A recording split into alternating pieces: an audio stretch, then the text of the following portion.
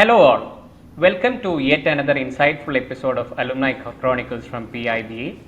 Today we are excited to feature Kritika Kelawat, a dedicated and ambitious business analyst who has successfully navigated her journey into the world of Salesforce and business analysis. From overcoming challenges to securing multiple offers post PIBA, Kritika's story is an inspiring testament to the power of continuous learning and career transformation.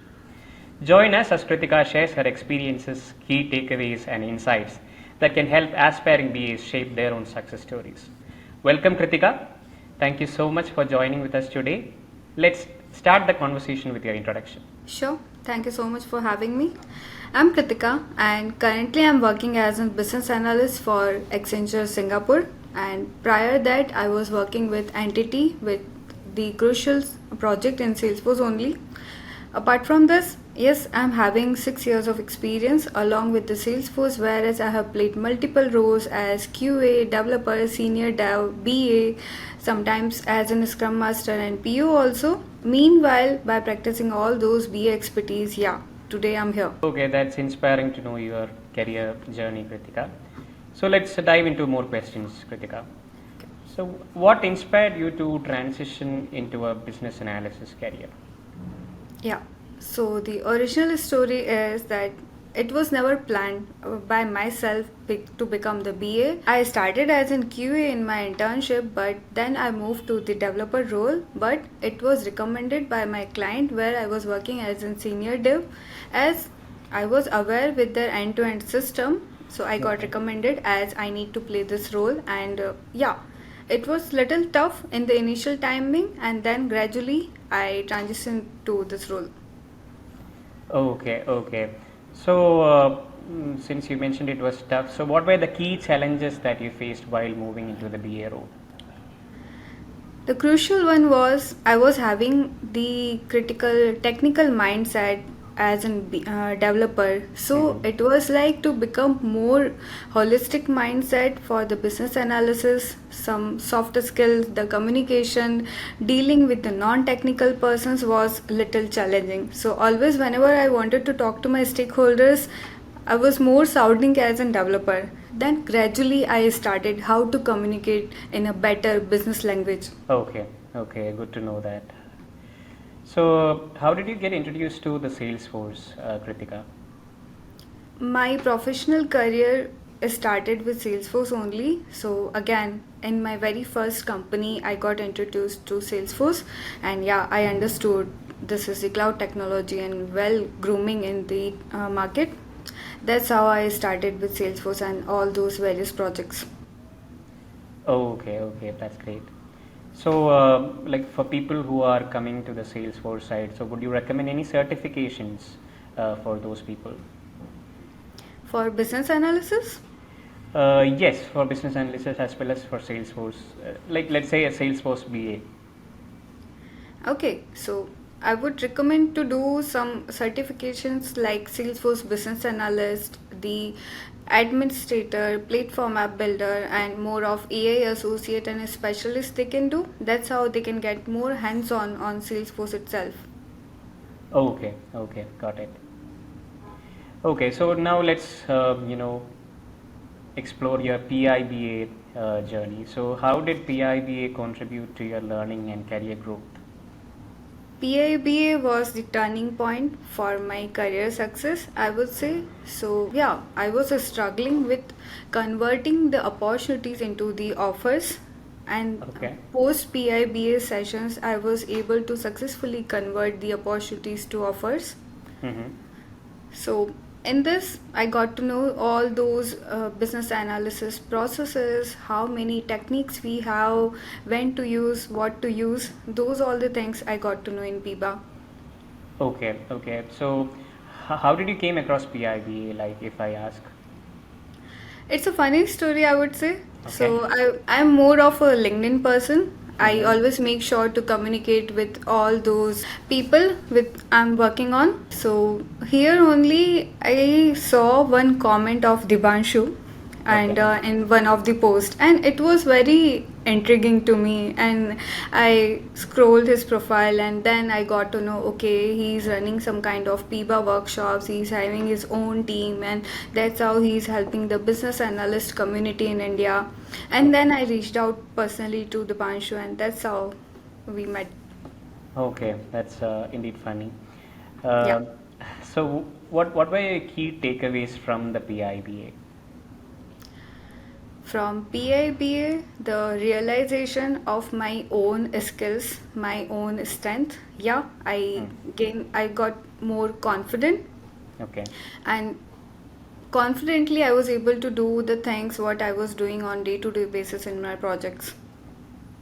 Okay. Okay. So I think that the most important takeaway that you had from PIBA is the confidence that is developed within yourself, Yeah, and that helped you to evolve as a Salesforce business analyst eventually. very true. Okay, that's great. So, what challenges did you face before PIBA? And I'm very curious to know how many offers you have got after completing PIBA. So when I had those PIBA sessions, I was unemployed. Okay. Recently left one of the startup, and which was working in health cloud. Mm-hmm. So although I was getting the calls and I was appearing for the interviews, but somehow I was unable to convince them that okay, I am the better candidate for this opportunity. Maybe again the less confidence I was having become the business analyst and all the stuff. Mm-hmm. So after having this session, I was able to communicate what are the things I have done in my past for those projects, all the BA techniques, and what are the documentation when I created the BRD, when I created so and so diagrams. Hmm. That's how I was able to convince the interviewers that okay, I am the better candidate for this role. And surprisingly, I was able to get 5 offers from India.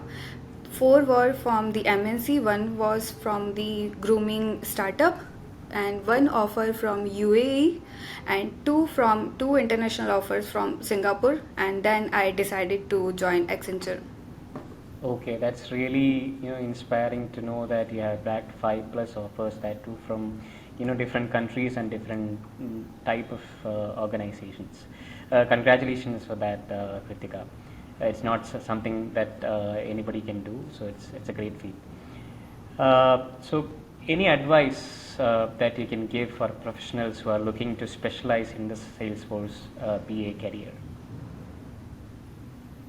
So, Salesforce BA is not fancy as the BA. So, I would say the entire business analyst community should follow the same practice. So, in which particular domain or the business vertical they are working, they should know the end to end revenue model, how the business is getting the things, how they are converting all those opportunities to get the profit in their organization.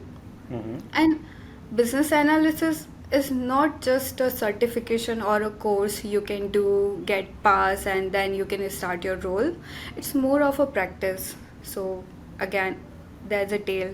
The more you practice, the more you can become the successful person as a business analyst too.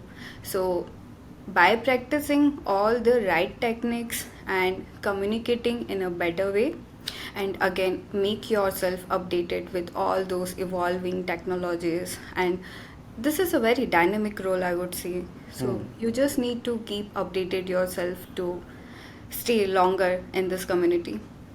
Okay, okay, that's I think really important point.